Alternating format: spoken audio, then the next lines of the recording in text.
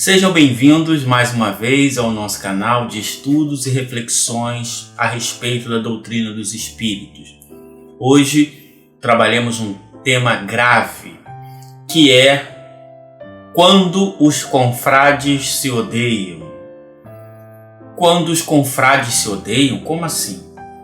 Nós vamos refletir sobre as dificuldades que os adeptos das instituições religiosas têm, às vezes, em saber lidar com pontos de vistas, saber lidar com pensamentos divergentes, com pensamentos diferentes e quanto isso resulta de problemas de relacionamento.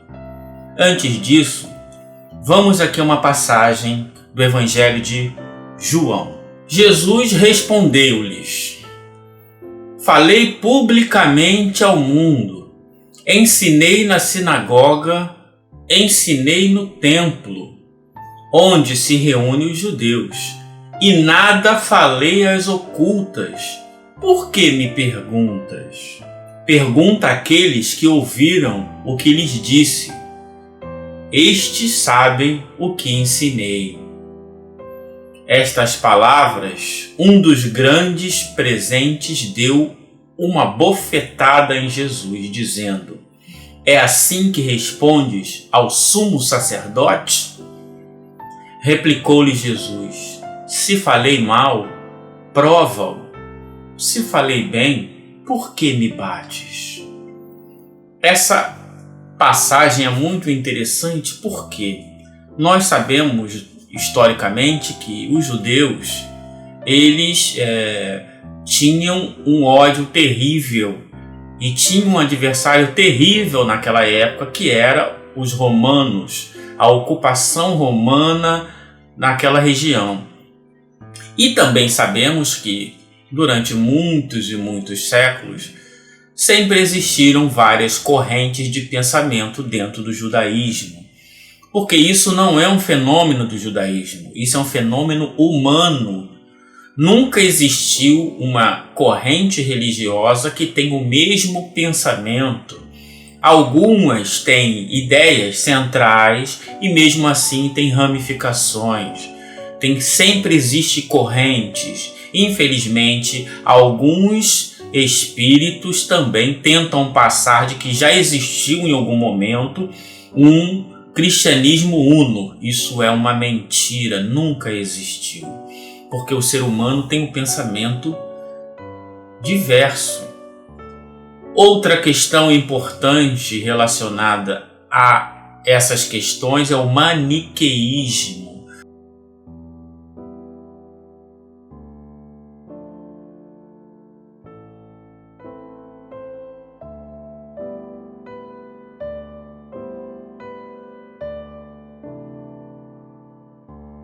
O maniqueísmo é a doutrina que tem a ideia de que só existem dois tipos de pensamento, o bom e o mal. Ou é de Deus ou é do mal, do diabo, de Satã. Então o universo se divide entre o bem e o mal. Essa corrente de pensamento passa muito longe do espiritismo. E quando a gente começa a observar nesta passagem de Jesus, se a gente observar do ponto de vista da conduta moral de Jesus, qual é o erro que podemos encontrar na conduta moral de Jesus? Por que Jesus era visto como uma pessoa má, uma pessoa subversiva, uma pessoa que ia acabar com as tradições, que ia acabar com a família, que ia acabar com tudo aquilo que estava estabelecido? Porque o religioso, de modo geral, ele tende a achar que a forma dele de interpretar o universo é una. E quando alguém pensa diferente, entra a ideia do maniqueísmo, de que aquele vem para destruir. Ora, já disse Jesus, se fazem isso com o galho verde, imagine com o galho seco. Então ele está falando dele. Se ele, que não tinha um único motivo para poderem agredi-lo, faziam aquilo, imagina com aqueles que têm motivos. Então, isso é muito interessante, por quê? Porque às vezes nós estamos tão preocupados em eliminar os nossos desafetos que muitas vezes agimos mal, somos inspirados pelos maus espíritos. Uma coisa importante: nenhum bom espírito pode ou vai inspirar alguém para sair do seu lar para falar mal de quem quer que seja. Nenhum bom espírito vai inspirar alguém para fazer campanha contra outra pessoa. Esses pensamentos só podem vir de um mau espírito, exclusivamente uma ação má inspirada pelos maus espíritos. Então, quando alguém faz campanha contra uma pessoa, essa pessoa está inspirada pelos maus espíritos. Porque os bons espíritos só aconselham a boa conduta, os bons pensamentos, o respeito. Então isso é muito importante, da gente parar para pensar sobre isso. Então, voltando a Jesus. Ora, o que era mais desagradável aos fariseus e os saduceus? A influência romana naquela região, os desmando do seu próprio rei, ou a conduta e as palavras daquele carpinteiro chamado Jesus? O que mais incomodava aquelas pessoas era Jesus. Mas por quê? Jesus falou alguma coisa má? Não. Ele apenas tinha um ponto de vista divergente. E por causa de um ponto de vista divergente, criou-se todo um mecanismo para condenar e assassinar Jesus. Isso é importante porque muitas vezes nós nos fixamos em uma personalidade, em uma instituição, e esquecemos o bem maior, que é o pensamento, que a doutrina espírita ela não tem um objetivo de fazer com que as pessoas pensem todas iguais. Pelo contrário, agora veja quanto isso chegou ao ponto de religiosos, que pela definição são pessoas que querem o bem do outro, fez de tudo para que uma outra pessoa morresse. Por quê? Só porque ela tinha um pensamento divergente. E o Jesus ele tem uma frase muito interessante sobre isso, que ele diz assim: vocês coam um mosquito e engolem um camelo. Por quê? O religioso, aquele que tem por objetivo buscar uma sintonia com Deus, estava observando cada frase, cada palavra, cada entonação que Jesus dava para achar uma coisa má para poder condená-lo. Então, é uma pessoa que já está naquele nível do pescador que se encanta mais com a rede do que com o mar. Esqueceu o objetivo. E muitas vezes nós, religiosos, também esquecemos o objetivo. Estamos dentro de uma denominação de igreja querendo eliminar outra pessoa, querendo tomar o lugar da outra pessoa, querendo distorcer as palavras daquela outra pessoa, porque você pensa diferente. Mas todos pensam diferente. Não existe um pensamento igual. Então, às vezes, a gente está com o olho no mal. Já dizia Jesus: onde está o seu olho, está o seu coração. E aí a gente se deixa levar pelas más condutas. E as más condutas sempre vão buscar uma justificativa. São chamados sofismas da paixão. Isto é, o seu ódio, a sua necessidade de eliminar o outro é tão grande que você distorce a realidade para poder justificar uma ação má. O caminho do bem é sempre o bem. Não existe outra forma. Um cristão verdadeiro não pode perseguir. O cristão verdadeiro não pode fomentar o mal. O cristão verdadeiro, ele tem o direito de praticar o bem.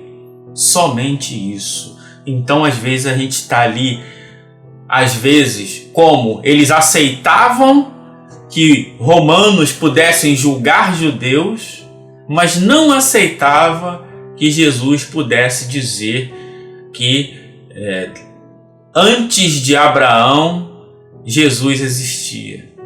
Preferiram matá-lo. Mas, se não fosse essa questão, olhando de forma horizontal, um romano julgando um judeu é mais absurdo do que um judeu que tem um pensamento diferente. Mas, naquele momento, era mais importante buscar uma vírgula nas palavras de Jesus. E isso acontece muitas vezes. Então, a gente está coando uma mosca e engolindo um camelo, como diz Jesus. Outra coisa interessante em relação ao espiritismo. Por que as pessoas podem pensar diferente, ter pensamentos divergentes em relação a vários assuntos? Porque o espiritismo, ele nunca disse que ninguém pode pensar diferente. Veja esse artigo de Allan Kardec, O Espiritismo Independente, porque existia um grupo de espíritas que queria que o espiritismo fosse independente, porque Kardec estava publicando os livros, era o presidente da Sociedade Espírita de Paris, era o editor-chefe da Revista Espírita, e algumas pessoas queriam publicar as suas ideias, então queriam criar um espiritismo independente. Vamos ver como Kardec trata esse assunto.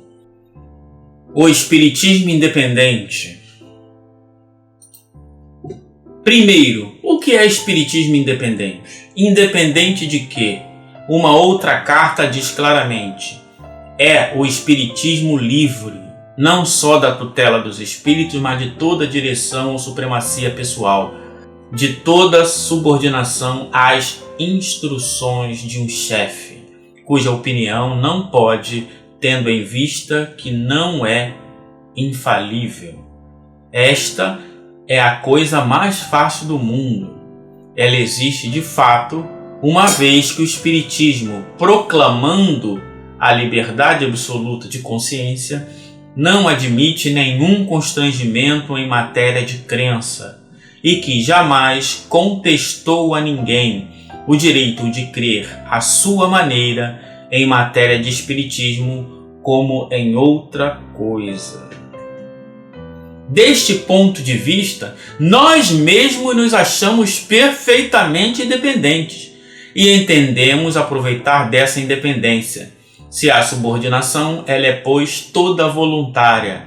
Bem mais não é a subordinação a um homem, mas uma ideia que se adota porque ela convém, que sobrevive ao homem se ela é justa, que cai com ele ou antes dele se é falsa. O Espiritismo Independente, Revista Espírita, de abril de 1866. Então, o Espiritismo sempre foi livre. As pessoas têm o direito de ter os seus pensamentos. Não é porque alguém contestou um espírito ou um ensinamento, muito mais do que contestar um espírito, é contestar um ensinamento, porque contestar espírito, todos nós somos espíritos. Agora, as ideias existem. Infelizmente, existem pessoas que acham que todos os espíritos são infalíveis e tudo que foi publicado é a expressão da verdade. São pessoas que têm dificuldades ainda do passado. Isso é uma coisa muito comum. Às vezes tem dificuldade com pessoas em relação até outras encarnações. Então ela prefere coar uma mosca, engolir um camelo, porque não sabe lidar com as suas próprias dificuldades. Isso é um outro problema.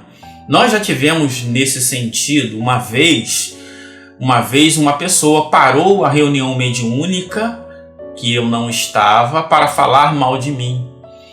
E as pessoas perceberam que essa pessoa estava com dificuldade. Como alguém para uma reunião mediúnica para falar mal do outro? Como alguém para falar mal do outro? Como um religioso para falar mal de outra pessoa? E então vieram me perguntar: Jorge, falaram mal de você, o que você vai fazer? E eu simplesmente respondi: eu não vou fazer nada, porque eu não fiz mal a ninguém, eu não desejo mal a ninguém, eu não quero mal a ninguém. E sei que Deus é infinitamente justo e dá a cada um segundo as suas obras.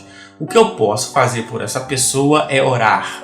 E orei por ela e oro até hoje, porque eu percebi que ela estava sendo inspirada por um espírito mau. Da mesma forma, se em algum momento eu falar coisas desejando mal a alguém, querendo proibir alguém de alguma coisa, querer cercear a liberdade e o pensamento de alguém, também estarei inspirado por um mau espírito, porque não existe ninguém isento nesta terra. Isso é uma questão muito importante. Mas existem coisas que são polêmicas. Então vamos à doutrina espírita novamente. Revista Espírita de novembro de 1858. Da polêmica espírita. Mas há polêmica e polêmica. E há uma diante da qual não recuaremos jamais. Olha o que o Kardec está dizendo. Existe um tipo de polêmica que jamais recuaremos, que é a discussão séria dos princípios que professamos. Entretanto, aqui mesmo há uma distinção a fazer. Se não se trata senão de ataques gerais, dirigidos contra a doutrina, sem outro fim determinado de o criticar, e da parte de pessoas que têm um propósito de rejeitar tudo que não compreendem. Isso é interessante. Então, os ataques pessoais, Kardec jamais respondia. Graças a Deus, essa minha conduta eu também não respondi, porque ataque pessoal é pessoal. Ora, nós pensamos sobre ideias, refletimos sobre ideias, emitimos opiniões sobre ideias, principalmente da doutrina espírita, nós jamais recuaremos, como Kardec nos ensina que devemos jamais recuar. Agora, sobre questões pessoais, cada um que tem a sua dificuldade. Então, quando um espírita começa a pensar em procurar erros no pensamento do outro para poder diminuir, é sinal que há uma má inspiração. Da mesma forma que, quando alguém tem um pensamento divergente do meu e aquele pensamento se me incomodar, a minha primeira atitude de cristão é primeiro perguntar àquela pessoa: por que você disse isso? Você disse isso com qual objetivo? Dar a oportunidade da pessoa se explicar. Dar a oportunidade da pessoa mostrar o seu ponto de vista. Porque muitas vezes a gente pensa uma coisa, fala outra. Às vezes a pessoa quer falar, Jesus não volta. E ela na palestra fala, Jesus volta. Mas se você falar, olha, fulano de... Aí a pessoa, por causa dos seus maus pensamentos em relação àquela pessoa, o que ela vai dizer? Já sai espalhando para todo mundo, fulano de tal disse que Jesus vai voltar. Por que você não pergunta àquela pessoa, é isso mesmo que você quis dizer? E se a pessoa realmente diz, não, é isso mesmo que eu quis dizer? O que nós podemos entender? Fulano de tal pensa assim e acabou a história. Por que essa necessidade de precisamos alertar o mal? O mal é a ação má, é o desejo mal. É esse mal que nós devemos combater. Pessoas que acreditam que Jesus tem corpo fluídico ou não tem corpo fluídico, é um pensamento. Agora, o rustenista não é uma pessoa má que eu tenho que proibir. A pessoa que acredita que Jesus é Deus ou não é um pensamento dela. Eu não tenho que proibir ela de ter esses pensamentos. Existe uma liberdade absoluta, está lá na lei de liberdade, é a de pensar. Existe a liberdade absoluta, é a liberdade de crenças. Então, quando eu tenho dificuldades, odeio alguém, odiar no sentido de amar menos, e me deixo levar pelos sofismas da paixão, eu tendo a ter ações más. E toda ação má tem consequência no futuro. Então, quando estamos brigando no centro espírita porque vai pintar de azul e você queria verde, não é o seu inimigo, é um pensamento diferente, são ideias diferentes. Quando o cardápio do almoço é galinha ao molho pardo e você não quer galinha ao molho pardo porque tem o sangue da galinha, ou porque é macarronada e você não gosta de macarronada com cebola, ou porque fulano de tal sempre bota um torresmo e você não gosta de torresmo, isso é um problema que você tem em lidar com o torresmo.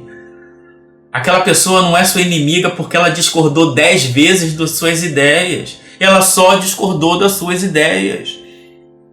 Se você não consegue lidar com uma pessoa porque ela pensa diferente, você está com muitas dificuldades. Procure um psicólogo, procure um psiquiatra, eles podem te ajudar. Ou estude a moral do Cristo, estude a moral espírita e ela também te ajudará a entender que todos podem pensar diferente. Todos têm esse direito e continuarão podendo congregar com você, poderão frequentar sua mesma instituição. Você não precisa beijá-la no rosto. Apenas se aquele coração bate diferente de como bate com um amigo, é sinal que você tem um trabalho a fazer, a exercitar a lei de amor. A lei de amor é a mais importante. Mas antes da lei de amor e de caridade existe a lei de justiça. E ser justo é ser justo com todos. Muitas vezes vemos, como na época de Jesus, como no caso de Jesus que eu trouxe, às vezes aquele mesmo sacerdote que fez de tudo para matar Jesus tem um amigo, confrade dele, que tem condutas muito abomináveis, mas é amigo e ele passa por cima. Ele finge não ver aquilo porque é amigo, e quanto ao outro, cai como um abutre em cima da carniça. Isso acontece também. Às vezes, a pessoa fica observando a frase, se a pessoa usou o Kardec dentro daquela frase. Mas não importa se é Kardec ou que não é Kardec, porque a pessoa está ali com o pensamento buscando o mal. Do outro lado tem um amigo que fala de várias coisas antidoutrinárias, ensina coisas absurdas, falam coisas do arco da velha. Essa mesma pessoa não toma uma única atitude, porque ainda não entendeu a lei de justiça. Então, a lei da justiça, da igualdade, da equidade, não entendeu, então ela quer tratar de forma injusta aquela pessoa. Aí justifica, fulano está usando muito Kardec, e o outro que pisa em Kardec ela não fala. Mas por quê? Como é que é isso? Essa é uma questão muito importante que a gente não deve perder de vista. Se você é injusto por causa do seu coração, dos seus sentimentos, você não consegue nem chegar na caridade, no amor. Então, busquemos a justiça em primeiro lugar. Vamos entender que todos podem pensar divergente. Vamos buscar as convergências. Mas as pessoas podem continuar tendo as suas ideias. E a partir daí, podemos viver uma fraternidade. Como diz a nossa irmã lá no Evangelho segundo o Espiritismo, o objetivo de vocês é vos suportardes. Olha, ela entende que é difícil, mas se não fizermos um exercício mínimo, não conseguiremos. Então, se você está agora triste, bicudo, porque a campanha que aquela instituição criou não era a que você queria, ou porque alguém gongou a sua ideia mirabolante, ela não te odeia. Se o cartaz que você fez, alguém disse que não estava bom, não é porque ela te odeia. Se o horário da reunião vai ser um pouquinho mais cedo ou mais tarde, diferente do que você pensou, não é porque ela se odeia, ela só pensou diferente. E se ela te odeia, é um problema dela. Respeite o ponto de vista dela. E temos também uma recomendação de Kardec sobre as rivalidades. Aqui sobre as rivalidades entre as sociedades, mas também sobre as rivalidades entre os adeptos. Vamos lá. Se um grupo que está em condições de ordem, de tranquilidade e de estabilidade, é preciso que nele reine o sentimento fraternal. Todo grupo ou sociedade que se formar sem ter caridade efetiva por base não tem validade. Enquanto que aqueles que forem fundados de acordo com o verdadeiro espírito da doutrina olhar-se-ão como membros de uma mesma família, que, não sendo possível habitarem todos sobre o mesmo teto, moram em lugares diferentes. Olha que coisa linda! A rivalidade entre eles seria um contrassenso. Ela não poderia existir onde reina a verdadeira caridade, porque a caridade não se pode entender de duas maneiras. Não existe caridade mais ou menos. Caridade para os amigos e a lei para os inimigos. Caridade para os meus afetos e a regra, o estatuto, a norma para os inimigos. Isso não existe. Reconhecei, pois, o verdadeiro espírita na prática da caridade por pensamentos, pelas palavras, pelas obras. E persuadi-vos de quem quer que nutra em sua alma sentimentos de animosidade, de rancor, de ódio, de inveja ou de ciúme, mente a si próprio, se tem a pretensão de compreender e praticar o Espiritismo. Allan Kardec. Esse é o nosso mestre. Jesus, o guia e modelo, e Kardec, o nosso mestre. Essa é as duas balizas que precisamos. Tudo mais se perde. Muito obrigado.